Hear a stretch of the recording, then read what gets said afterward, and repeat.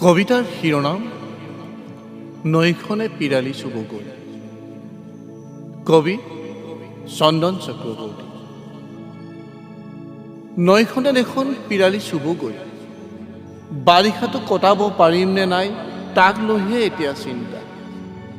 এফালে আইনৰীয়া পাতিত, আনফালে পিতাইৰ বছৰেকীয়া সকাম।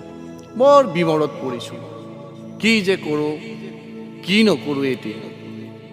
পুৱাই কৰ্কৰা ভাতকেইটা পেটত সুমুৱাই আগবাঢ়িছিলোঁ গজেন দাইটিৰ ঘৰলৈ বুলি। কালি এৰি থৈ অহা জপনাখন আজি মেৰামতি কৰিবই লাগিব।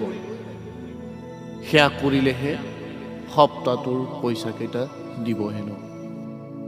ইফালে আজি বৃহস্পতিবাৰ, আইদেউৰো আকৌ বৰ নিয়ম নহয়, বৃহস্পতিবাৰে লক্ষী দেৱীক ঘৰৰ পৰা উলিয়াই নিদিয়ে।